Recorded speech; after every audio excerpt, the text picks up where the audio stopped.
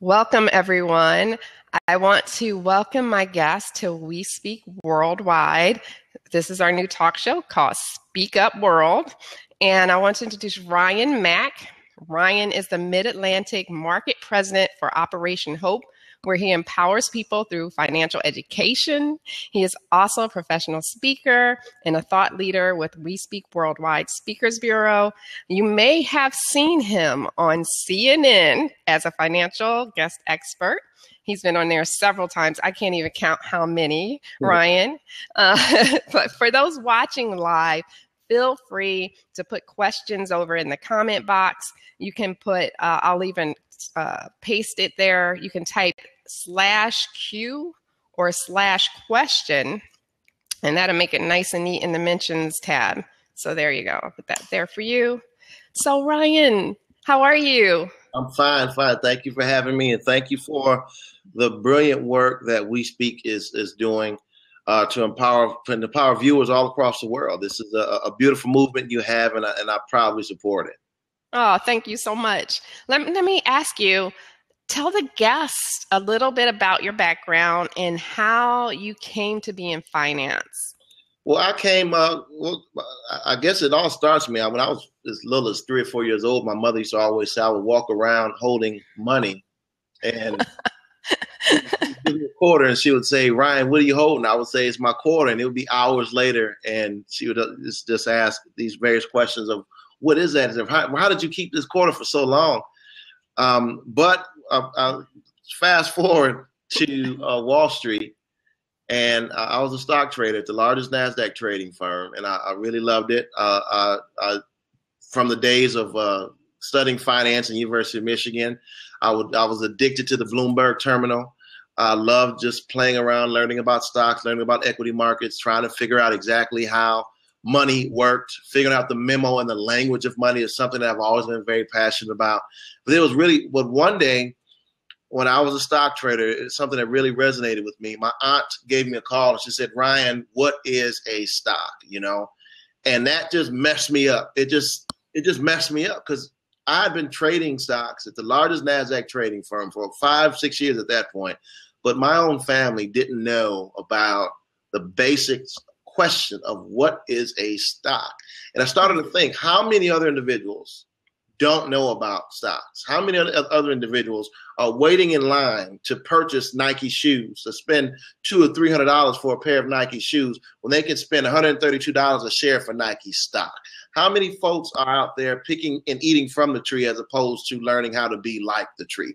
And I said, I have to figure out what I can do to appease this lack of knowledge, to appease this ignorance. And that is within my own family, within various communities, because it's not a common language. So it was at that point that I decided to start to teach and educate as much as possible through newsletters at one point. And then I graduated from that to saying I want to go into financial literacy and financial planning. But I'll tell you, the first company that I got an offer from, I won't say the name of it, they said, "Ryan, we're going to give you an offer." It made me resign Wall Street. But then they told me, unless you only work with high net worth individuals, everybody else is a waste of time. I said, wow, you mean to tell me if my own mother walked in this location right now, I couldn't help her, I couldn't service her? Because I was bragging. So I'm going to take your company to my church. I'm going to take it to public housing. I'm going to take it to all throughout the community. They said, "Ryan, you can only work with rich people. There's only people that's even worth looking at working with." And that's the quite frankly, the mentality of a lot of those institutions. It's really all about working with those who are rich to make them richer, as opposed to really working with the masses, the least of those, helping the underserved, helping those individuals who are supporting. The U.S. economy is 70% consumer spending, and that's individuals of all income levels, all who spend their money every single day. They all need to get educated, black, white, rich, poor, no matter where you're from, no matter what your background is. People should learn the language of money. So I decided to dedicate my life to that. Wow. That's very, very, very honorable too, because like you said, so many people leave out people who are in poverty, and even middle class now. We're struggling just to keep our heads above water. Right. So you started doing this with the newsletter, and then you went on to do financial literacy. But Right. then you wrote a book, Right. and that book is called Living in the Village. And I think you have a copy there, right? I do, right here. All right. Well, I'm going to post that link to the book. So if anybody wants to get the book, it's available on Amazon.com. But tell me a little bit about what the book is about. You know, you have this great title, Living in the Village. Well, first of all, if you want to put a child to sleep, you want to educate, talk about money. You know, money is not the most exciting topic for people to talk about. It's for even adults. Even a lot of times, you know, I spend a lot of times in prison, and we do a lot of work with gang members. I remember the first gang member that I ever taught about financial literacy. We actually met because, well, the backstory of that is essentially I'm walking down the street and I saw a little girl who was shot in my neighborhood. Oh my God. And she was killed, regrettably she was killed. And I saw them putting the sheet over the top of her. And I knew, because of the location, I knew that it was gang violence, and I knew where the Bloods were at. And it was that day that I decided that, you know what, I need to dedicate to educate those in my community to help them so they don't have to figure out that guns is not the only way. What do we do as opposed to getting mad at them? And I was very upset. I was mad. I was dramatized.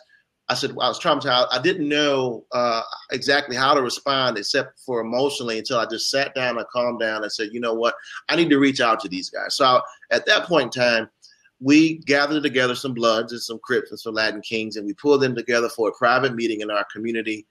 And we just talked, just very candidly, as men in our community who loved our community.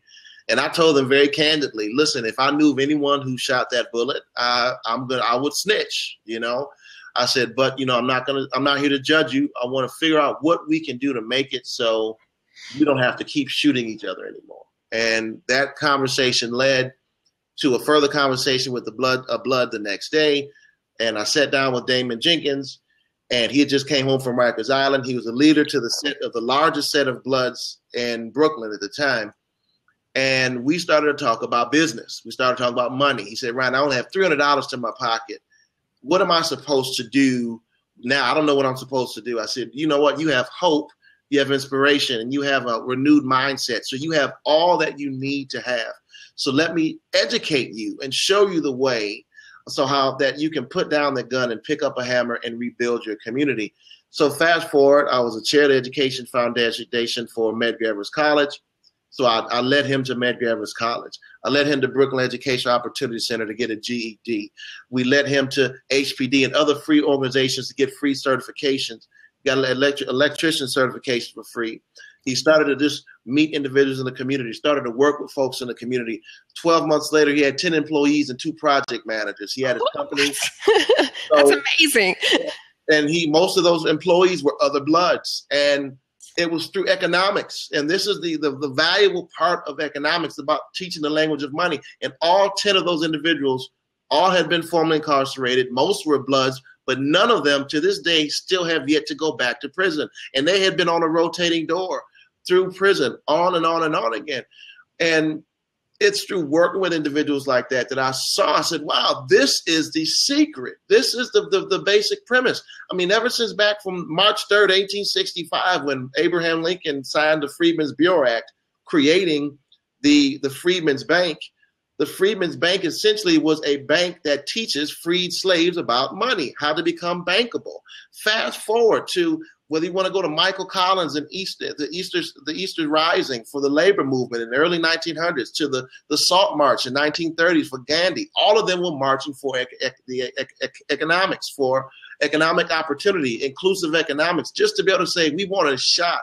We don't want to have equal outcome because it all depends on how hard you work, but we want to be able to make sure we have a seat at the table. We want a job. We want to learn. We want to be able to make our own money.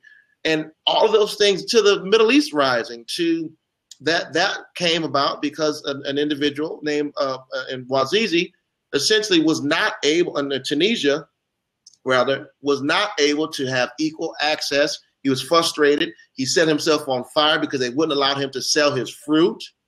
And so he then he sparked a movement, and he protested and said, I want equal access economics. A lot of these problems that we're having even today, Eric Gardner, he was an individual selling loosies on the street in New York who was killed essentially by police officers. Well, I protested. I was very upset because the system killed him wrongfully. But at the same time, we also have to be very upset that he has to sell loosies on the street in order to live, in order to make a living, when less than, and here in D.C., where I spent a lot of my time, 55% of all contracts go to minorities. But in New York, less than 1% of all contracts go to minorities of city-related contracts. So we have to wonder why folks like Eric Garner have to feel it's necessary to sell loosies on the street just to make a living. He wants an equal chance of opportunity. Those gang members that we work with every week, I'm in the prison working with individuals. They want a chance to make a living. That's all they want. But they also want to learn to get educated. And that's what the book Living in a Village really is all about. It's about making sure that everybody, no matter where you come from, and I actually had the gang member that I worked with originally write a chapter in the book. I said, I want normal, everyday people. We're always hearing about these stories of Oprah Winfrey and Bill Gates and Steve Jobs and folks who are making billions of dollars. And to the average Joe, that seems unattainable that you're going to make the, I might not want to make billions of dollars. I don't know if I'm going to ever make, most people are never going to make billions of dollars. When I say most, I mean over 99.9% of people are never going to make billions of dollars. What about that teacher? What about the individuals who formerly incarcerated? What about that veteran coming home from overseas who dedicated his life to serving his country, who just wants to make a living and feed his family? What about the single parent? What about that individual who's a union, who's a labor? What about the lawyer, the doctor, who might be decent middle class earners, or he may be even upper middle class earners, but still are struggling check to check because they're overladen with excessive debt. So all of these are things of everyday individuals. So we had about 13 people come together and provide testimonies of what they did to use financial literacy to empower themselves and get themselves out of financial predicaments.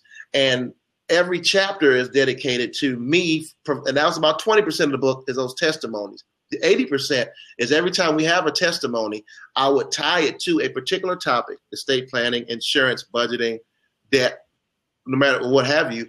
And every testimony, and I would say, I would give you the how. They would give you the inspiration. I tell folks all the time, listen, read the testimonials first, because my piece may bore you to death. I don't know, but whatever, but read the testimonials first, then go back and read the how with my pieces, because people want to hear how the average Joe is doing it. How are they getting themselves out of debt? How are you improving your credit score? How are you starting your business? How are you making sure that you can prepare for your estate plan responsibly? What are you doing? All of these stories, and these are people that you're living right next door to, that you walk down the street every single day, you interact when you go to school with, that you go to work with. All of these are average Joe individuals that I just wanted to get the point out that the village concept really comes to the fact of now that the common thread in all 13 testimonies is that the more money those individuals have made, now they're helping people. Now they're giving back to the community. Now they're, we had one of my mentees, Akil King, who I helped him when he was 16 years old, and I helped him start a business. I helped him when he was 19. Now he's about 24, 25 years old. He's making $150,000 a year at Apple Computer, and he was an orphan. His chapter is called The Lucky Orphan. And his mother was killed, died from AIDS, and he never knew his father. But now at 16, he learned about the language of money. Now at 25, he's making $150,000 at Apple. He's got his master's degree from a top-notch school in the country, and he's also giving back to the community. This is what it's all about. It's that circle that we have to create. So it's really almost an undercover, indirect, secret way of a trick way to say, I'm going to teach you about money, but I'm really teaching you about giving back. I'm really teaching you about philanthropy. But in order for you to give more, you have to make more. And Madam C.J. Walker said it best, and I think it summed up my entire book. It said, why did you want to be the first African-American millionaire? She said, well, the more money I make, the more people I can help. And that's what the book is really just all about. We've got to help people, but we've got to learn the tools and the principles to put ourselves in a better position to give back more effectively.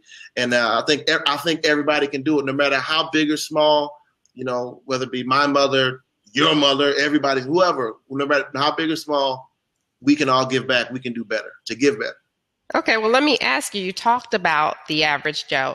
Yeah. How, and you have these 7 steps to financial freedom. Yeah. And I'm one who totally believe that if you have so much debt, that you're working just for that and you're not enjoying your life, that's just a new form of oppression. Yeah. So what are these 7 steps, and how can the average Joe I know it's probably a whole book, of course, but how can the average Joe, what's some important points from those 7 steps that you can use? And I'm going to post your 7 steps so people can see what we're talking about. Here we go. Well, you know what, I would say I'll start with step 0. Okay. Step 0, before we even go to step 1, is having a strong mind and strong faith. Okay. And because your mentality means everything in life, how you feel, no matter what it is you believe, you are always correct. If you believe you can't do it, you won't. If you believe you can do it, you will. And you have to have a strong mentality. And you also have to have faith. And faith I derive my faith from a spiritual being, and I'm spiritual, and I'm saved. I'm a Christian. But if someone out there is agnostic or they're an atheist, you still have faith in something. And faith in the mathematical equation, to break it down, means half believe that I believe tomorrow is going to be a better and brighter day, and the other half of that is acting on that belief. If you don't have those 2 components, you have faith.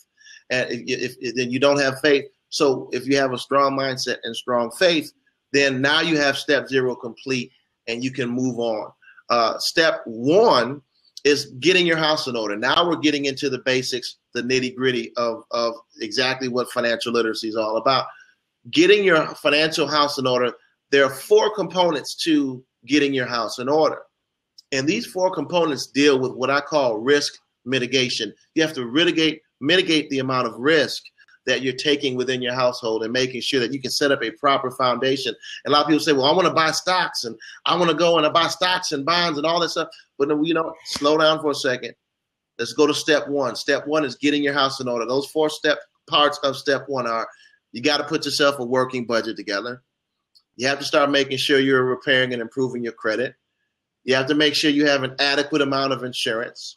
And then you also have to make sure your estate plan is properly put together and all the right documents in your estate plan are put together and up to date. Your budget. Let's talk about the budget for a quick second. There are a lot of things that are out there that cause us to break our budget. Have you written down your budget? There's 3 simple steps to putting together a budget. Step 1, you write down your estimated budget on a template. Step 2 is you do a 30-day spending diary. For the next 30 days, you have a spending diary. Actually, in the book, there's actually a spending diary for you to use. So I try to make it a very practical tool. There's also a budgeting tool for you to use. I try to make it very practical. Print out, make copies of the pages, write on them as you please. So you write out your estimated budget, your 30-day spending diary. If you throw a penny in a well, write that down on your 30-day spending. And then step 3 is you write down your actual budget. After that 30-day spending diary, what I found is many individuals have always found that they usually spend more than what they thought they did because they never take into account what I call junk food spending. Junk food spending is not necessarily on Doritos and Cheetos and those type of things, but junk food spending is that because I'm bored and I don't have anything to do. I'm picking my kid up from school and I'm a little bit early. What am I supposed to do? Let me go to the shopping mall and just look around for a second. Or walking in, especially in New York City, where they have all those things, those stands that where people are just sitting there waiting on the train. Next, they're spending $3, $4, $5. People walking down the street in Starbucks and they stop in there and they spend $3, $4, $5 on something that they hadn't planned on spending. All those expenditures start to add up, and you don't really know until you start writing them down to see exactly how much you're spending. And now with the advent of these things, man, you have all sorts of junk food spending that you can be spending money in your phone. They have apps and people playing games and those type of things where you're spending money and you don't even recognize it. Do you know that the average individual spends 35% more money just because they have access to a credit card? The credit card. Why do they give chips away in the casinos? In the casino, they give plastic chips because it doesn't feel like money. It doesn't feel like you're spending money. But if you go on your cell phone, it's the same concept. You're on your cell phone. Oh yeah, do you want to spend $3 or $4 in order to get to the next level of this game in Angry Birds? Do you want to get this particular app as $2.99 for this particular app? It doesn't feel like you're spending money until you get the bill, and that's all. All that is labeled under junk food spending. In our communities, we have all of these financial predators now that are coming out. A lot of the news right now is Uncle Rush is really trying to pimp on folks with his Rush card. And now his Rush card has a glitch. Well, so a lot of folks are waking up to the fact that, wait a minute, these prepaid debit cards are not a good thing for me to use. Well, all of these things are budget busters. The check cashing place makes you spend as much as 1 to 5% of your check every time you get paid. The payday loan, the cash advance, the title loan, the renter center, the renter loan, the renter own stores, refund anticipation loans. All of these types of things are geared with high fees, high interest rates to make individuals spend more money than what they had thought about, just because individuals are exploiting them for their lack of actually trying to prepare themselves adequately through a proper budget. So that's the proper budget. So I urge you all, please put together the budget. Then let's talk a little bit about estate planning. If you have a good estate plan, the estate plan is core. Well, people say, well, Ryan, I don't really have an estate. I don't have a lot of assets. What am I supposed to do? I don't think that it applies to me. Well, I always tell the story about my previous coworker, and she essentially had within her a sister who passed away early, regrettably. That sister had a purse. It was a baby fat purse that she owned. And that baby fat purse meant a lot to her sister. So when she passed away, both of her mother and her aunt, wanted that baby fat purse. Do you know that they, because they were arguing over that purse, did not speak to one another for the next year? Simply because they didn't have a proper estate plan. Simply because they didn't have the right assets or things wrote down inside, that they couldn't write something down.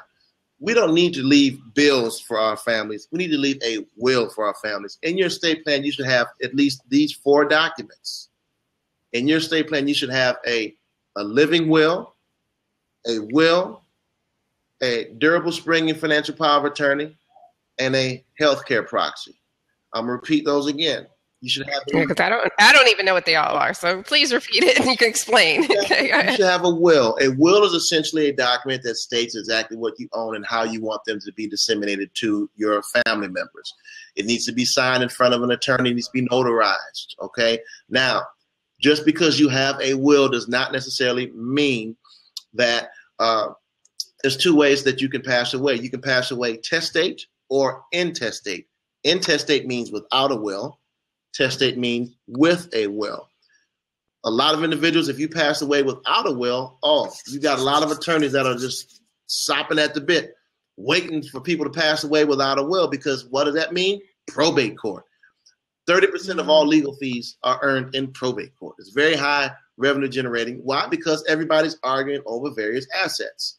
Who gets this? Who gets that? It wasn't written down. Where's that supposed to go? So these assets are disseminated, and no one knows exactly in a way that no one knows exactly what it's supposed to be about. So you have to have a will. So if you have a will, it doesn't negate the fact for probate court, but it makes probate court easier, because even wills have to go through probate court. But if you have a will, at least now you have written documentation, but the judge at that point only says, was this will the most recent copy of the will? Was it up to date? Was it written under duress? But if not, but now at least you have that document where your family members, essentially, it negates all of the arguing. And most of the time, and you can still challenge a will in court, but if you have something written down, it makes it a lot simpler. So that's. Well, let me pause you right there, and you can get to the other points. But most people think, I don't really have anything to leave in a will. But who would have thought a baby fat purse? I would have never thought that that's something I need to write down to leave to someone. So what do you say to people about that? Well, again, so the will is for the assets that you have, and for those things that, again, they might not have a lot of value to you, but they certainly have a lot of value to your family members. So even if you don't have a lot of assets, you still want to have some sort of documentation. But then you have the living will. Now, the living will is not about assets at all.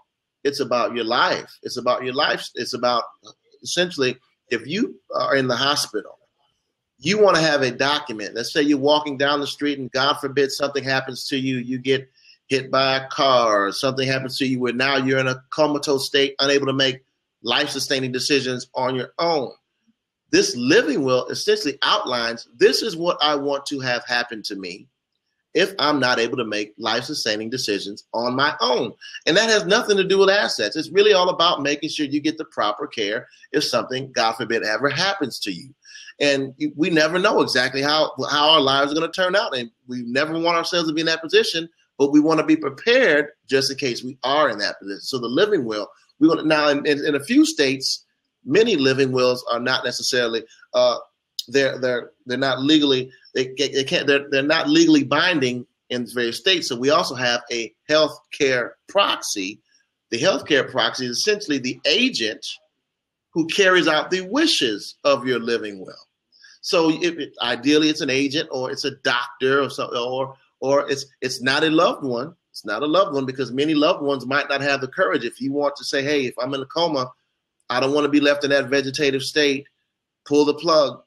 You know, many loved ones might not want to be put in that position. You know, Terry Shivo was a case, the real famous case for individuals. She was kept alive for year upon year because she didn't have a living will and her family didn't know exactly what her final wishes were. If she had a living will with a healthcare proxy, the Terry Shivo would have never hit the news because she would have had written down previously exactly what I want to have happen to me in case of disaster or in case of what happened. And then lastly, the durable springing financial power of attorney. The durable springing financial power of attorney springs into action if you are ever, again, unable to make financial decisions on your own, deemed by a court of law that you cannot make financial decisions. You're in a hospital, you're laid up in a hospital bed, you don't know what you're supposed to do, and you can't talk, you can't speak.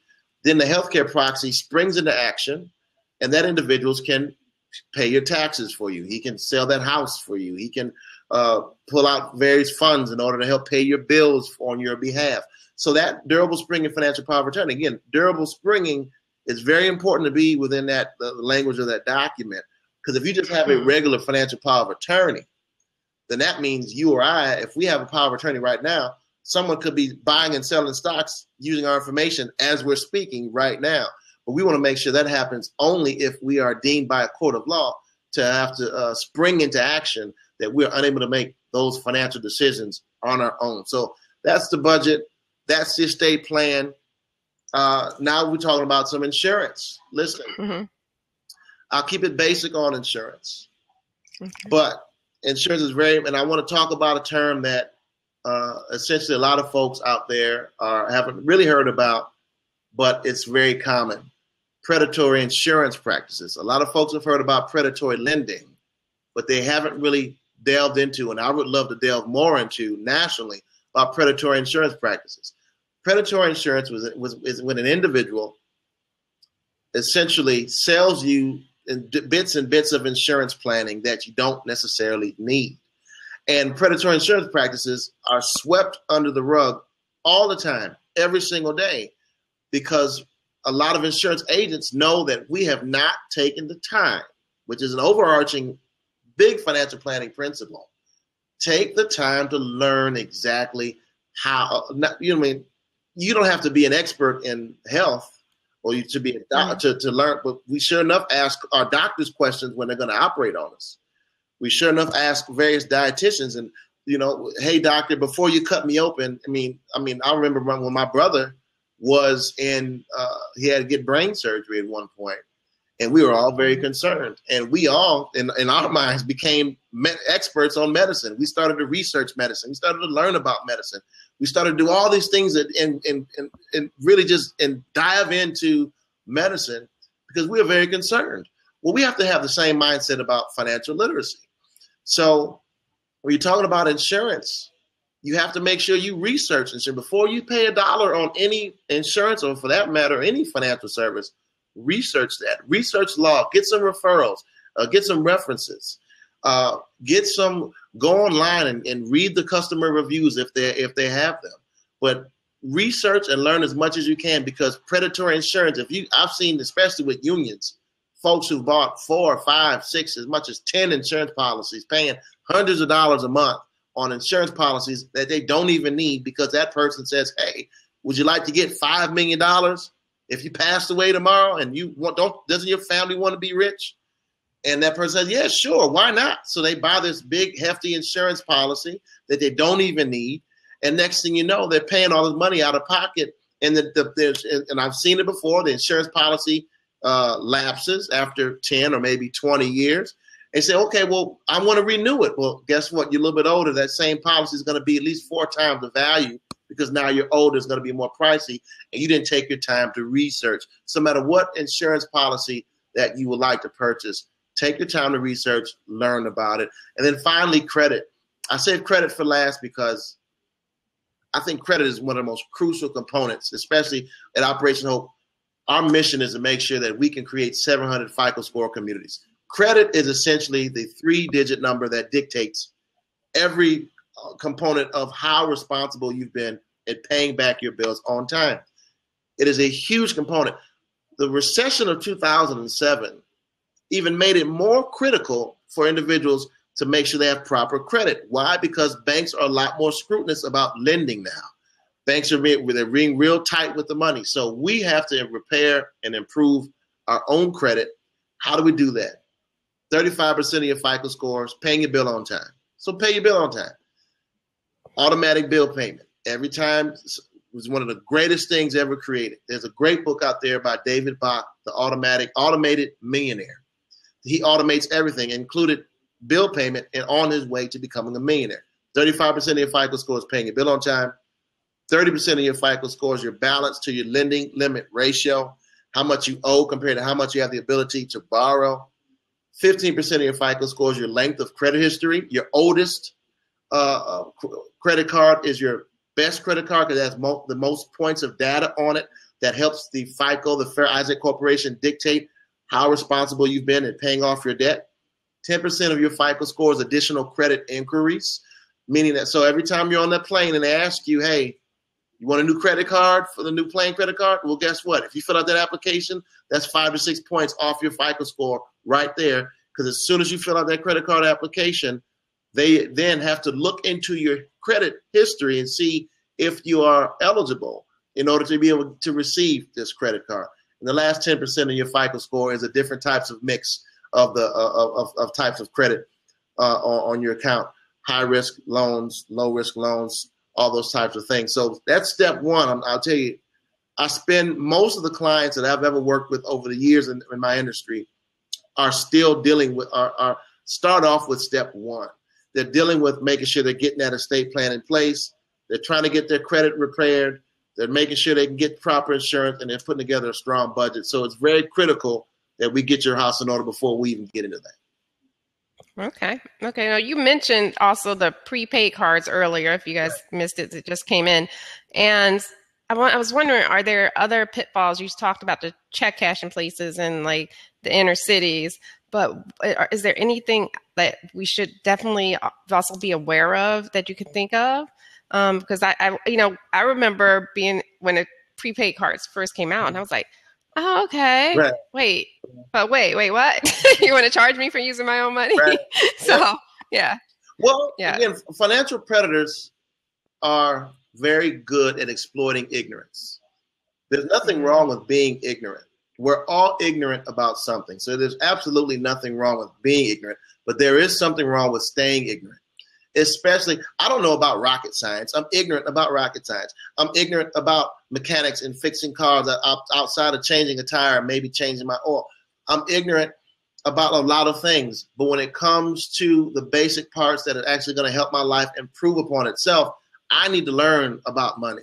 I need to learn about health and make sure I'm keeping healthy. And if it, this suit right now hides a little pooch at the bottom right here, so I'm actually on the diet to make sure that I can work out. I need to start working out more. I've tried to wean myself off a lot of but I need to learn about that. I was ignorant about health for a long time, and it took a lot of friends, people to help me, to educate me about that. I needed to learn about that stuff.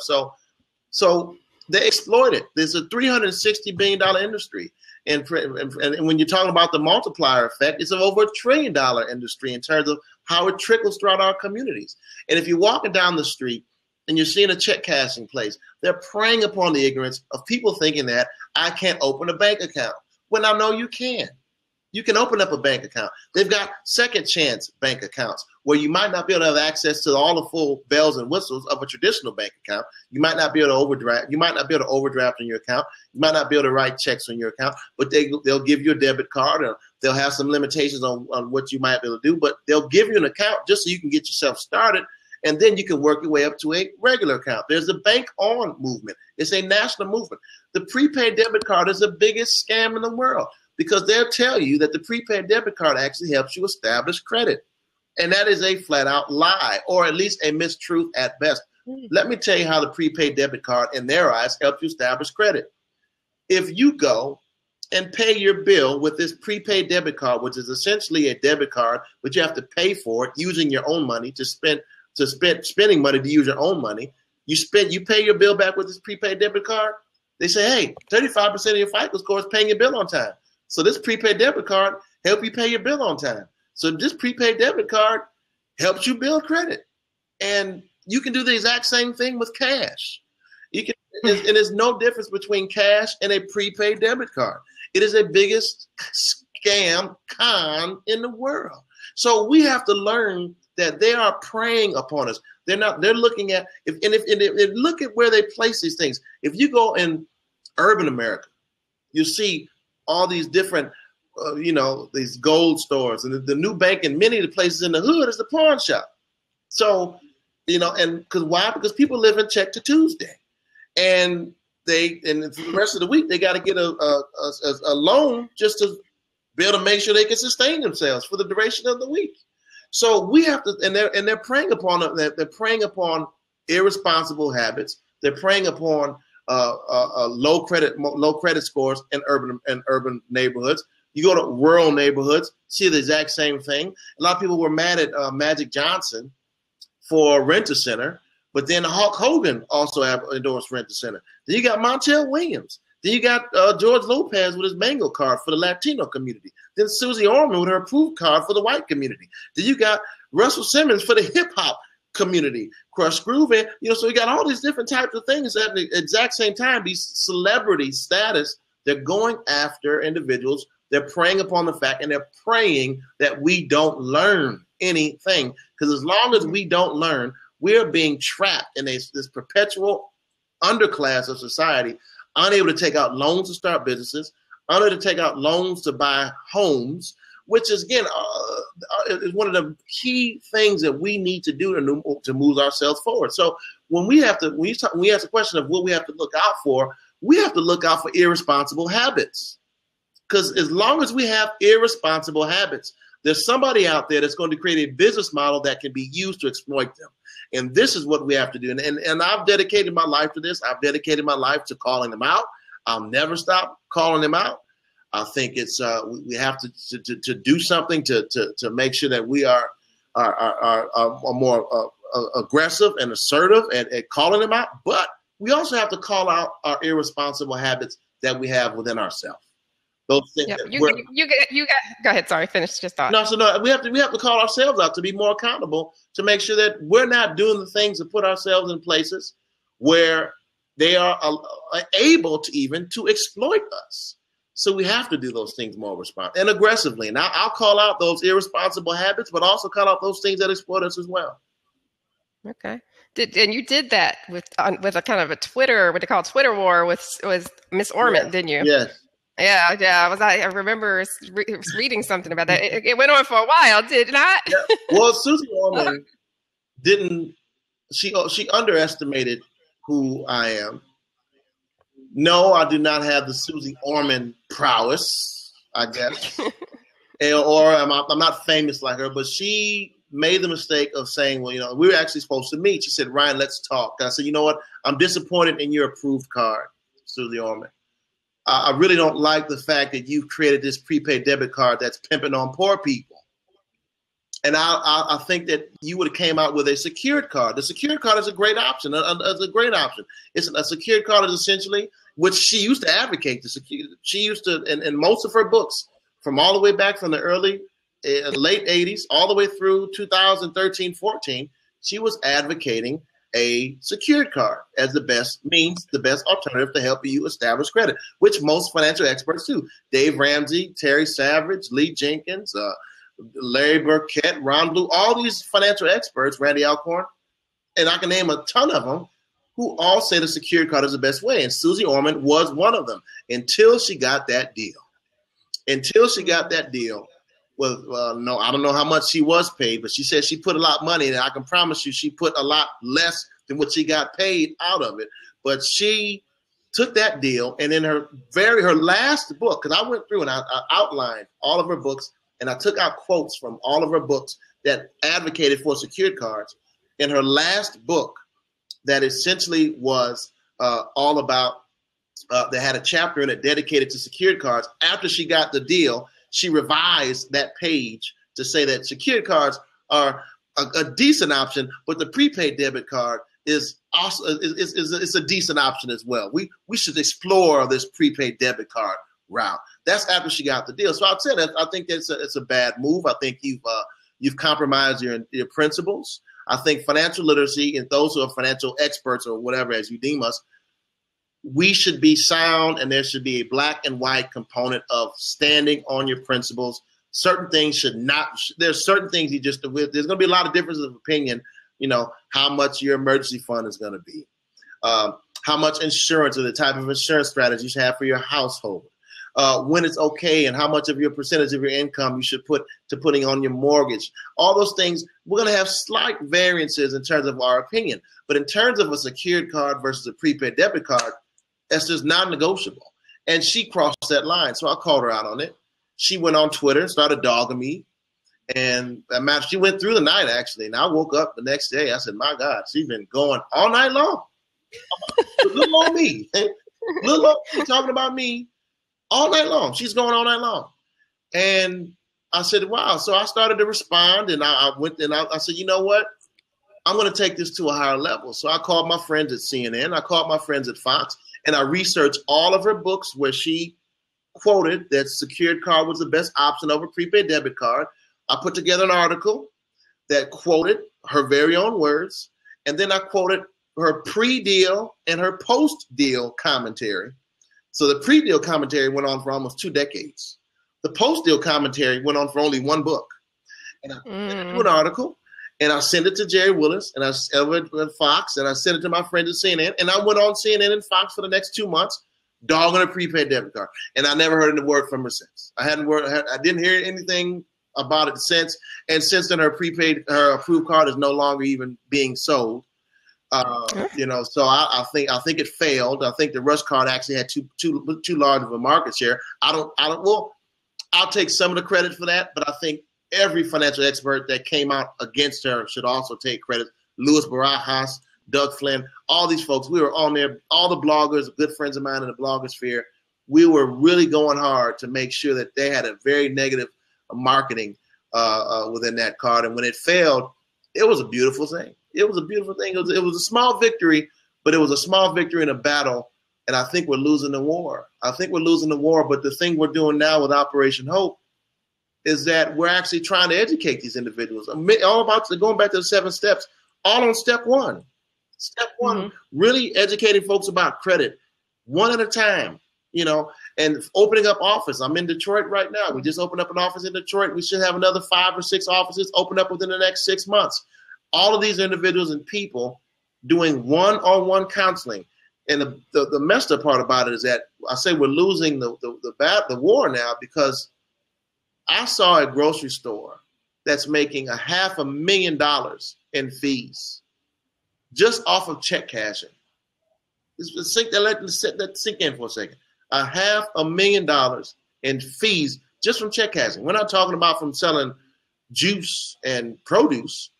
We're talking about outside of all of that, $500,000 in just check cashing. And they had 3 times the amount of customers in that grocery store than the average bank has. Why? Because if you go to a liquor store or a check cashing store, they're more convenient, and they're all over our communities. And everywhere you look and turn, There are check cashing places to essentially exploit you of every little nickel and dime that you have. Versus, that's why we have to start being more aggressive. Operation Hope is probably one of the largest platforms for that, but we have to be our own platform. Those listening right now, no matter what country you're in even, you have to take it upon yourself to be your own financial expert, to be your own source of information, and you must learn it. But you must not only learn it, you must also teach it and give it. Because knowledge for the sake of acquiring knowledge is vanity. But knowledge for the sake of acquiring knowledge and teaching someone else is empowerment. And we don't need any more vain people.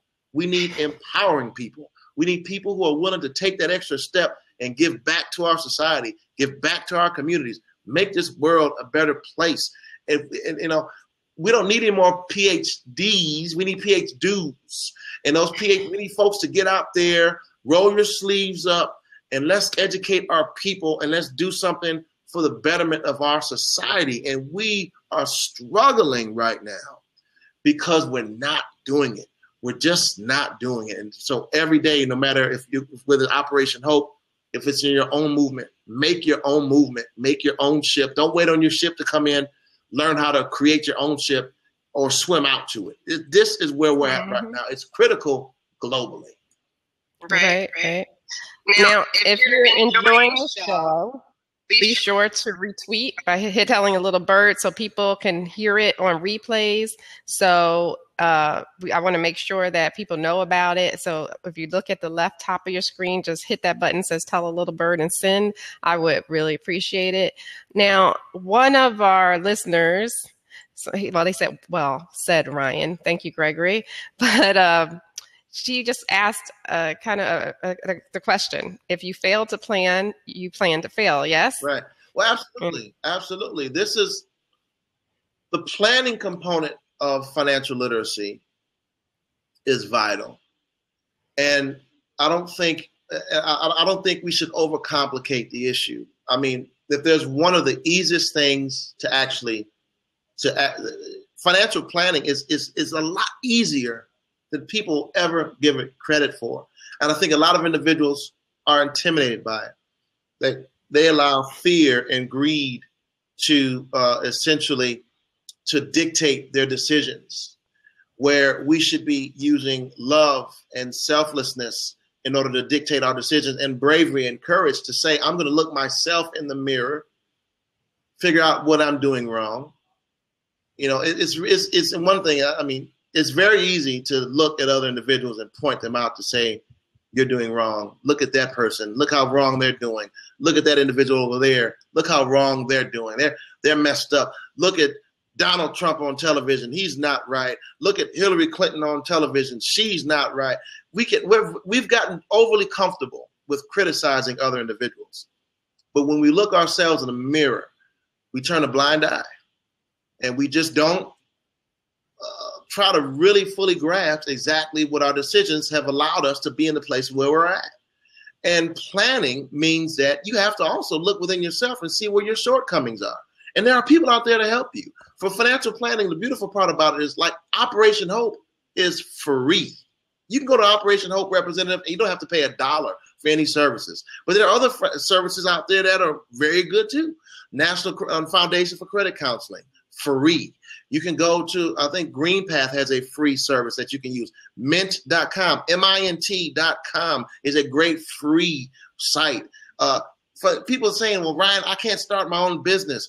CafePress.com is a great free site. They said, well, what is Cafe Press? I had a good buddy of mine who said, Ryan, I want to sell T-shirts, but I don't have enough money. Well, I said, go to CafePress.com. And he went on CafePress.com, and he'd never heard about it before, but it's a free site where you can create your own T-shirts and design it on the actual site. You can create your own online store on the actual site for free $99. And after you set up this site, you go and you start selling your T-shirts. Now, they take 70% of the profits, but you take 30%, but you haven't had to pay $1, so you can start selling your own T-shirts. You get 30%. You make enough money. Now you can get off that site and start creating your own T-shirts. There's so many things out there that we can put in our plan to assist us. I don't have a website. Well, go to Wix.com and create one for free. Well, I don't, every time I try to sell stuff, I can't take credit cards. Nobody carries cash. Well, go to SquareUp.com and take credit cards, and you can swipe, and you can swipe credit cards for free. Now you don't have to. You have to pay 2% of how much you get paid off of that to Square Up, or I think a little less than 2%. But at least now you can have access to make a whole lot more money. There's so many resources out there that can assist us with putting together an adequate plan that there really is no excuse right now for us to be successful. We just have to ask for help where it's needed and be aggressive and be assertive and making sure we're doing all the right things and moving the right speed. Okay. Well, we're starting to wind down now. We're getting close to 5 o'clock, Mm-hmm. but so many people are giving up hope, because of various reasons. They lost their job, then they didn't get a promotion. Things are just way more expensive. And of course, the cost of living hasn't caught up with raises at this point. Right. So, what's the best piece of advice you can give to someone, whether it's to be free of debt or just to keep going with this and what to do? Right. Well, I was very inspired. I went to South Africa, and in South Africa, I was there teaching financial literacy for a couple of weeks, and it was a very eye-opening experience. But in South Africa, in a small town called Paarl, north of Cape Town, I lived everything was beautiful except for the fact that over 95% of the revenue from the city was earned by vineyards. So there was this organization called KWV. KWV was one of the biggest vineyards in the area, and they sold wine. Now, over 30% of every child that I taught had fetal alcohol syndrome. Why was that? Well, because organizations like KWV would essentially make their wine and have the people in the poorest areas work the fields, and they would pay them in wine as opposed to paying them in money. Now, when I heard about that, I was upset. I lost it. I had a chance to meet the CEO of KWV, and I was there. I paid my own way to get there, but I was with a group. So they said, Ryan, I know you paid your own way, but can you join the group at least for this tour? Because we were very excited that you came with us. Can you at least meet the CEO of KWV? And I said, sure. So I met with him, and I'll tell you, I read him the riot act. I was classy about it, but I asked him, I said, how come the people across the way don't have adequate housing? How come the people across the way don't have jobs? And how come you're paying them in wine as opposed to paying them with money? And how come they can't get a fair wage to actually support themselves and move out of the slums where they're living at? They're making you millions of dollars while you're paying them pennies. It doesn't seem fair to me. So they had to shut me down. Okay, Ryan is too much of an activist or whatever. And so I stopped asking those questions, and they said, okay, that's enough. Fast forward 6 months later, I'm back home, and I, still riding off of the high of the trip, except for that one little time with the KWV, the little back and forth, because I don't hold my tongue. If I'm gonna say something, I'm gonna say something. So I get this bottle of wine in the mail. Okay. And I said, what is this? And the bottle of wine, essentially, I thought it was a snub from the CEO of KWV because I was so challenging. But it was actually made by a little girl. This little girl made this bottle of wine. And it came with a note that said, Ryan, I was in one of the classes that you taught, and I was very inspired by what you taught us. And I wanted to make this bottle of wine to show you that, one, I'm not going into the wine industry, but two, I just wanted to show you that there's nothing that the oppressor can do to me, or that there's nothing that the oppressor can do that I can't do myself. They don't have any power over me. And to this day, that little girl is in nursing school. And wow. She was in a very poor part of the town. I'm talking about poor. They had to defecate in one area. She had one outfit that she could wear to school, period. and they would wash that outfit every other day.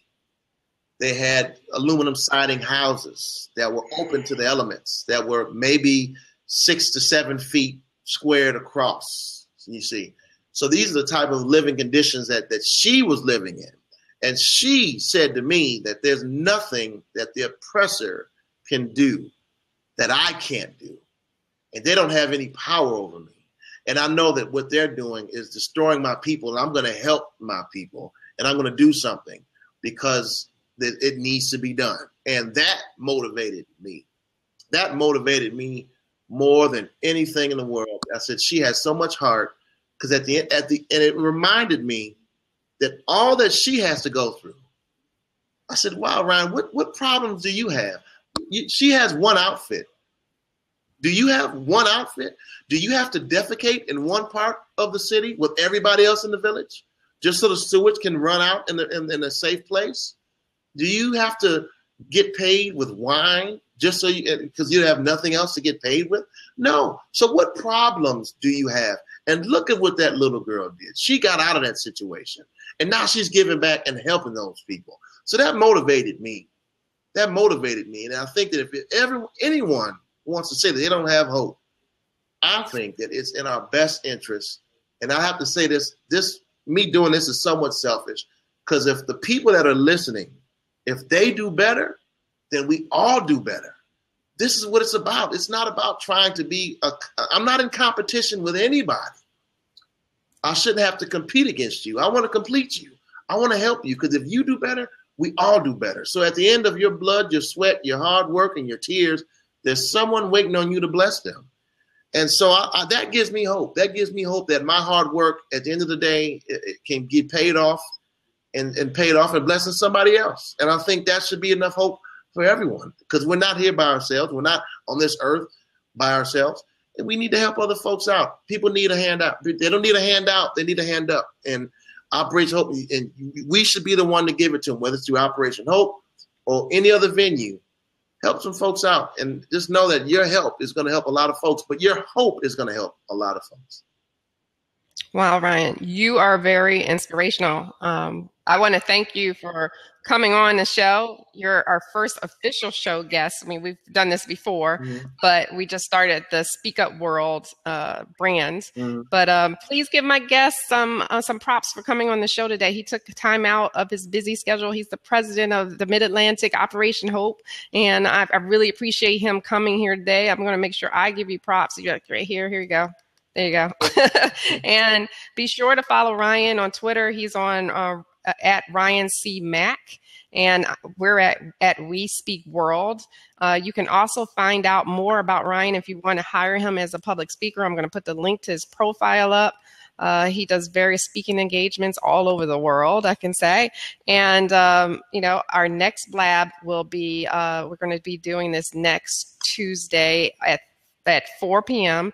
and I will be posting about that. So keep an eye out for that. That will be the president of a company called Celebridux, and he started a business over age 50 about rubber ducks, and he made multiple millions of dollars off of rubber ducks that look like celebrities. So we're going to talk to him next week. But thank you again, Ryan, for joining us. And, I'm sure I'll see you all in the Blabosphere soon. I just want to say ciao.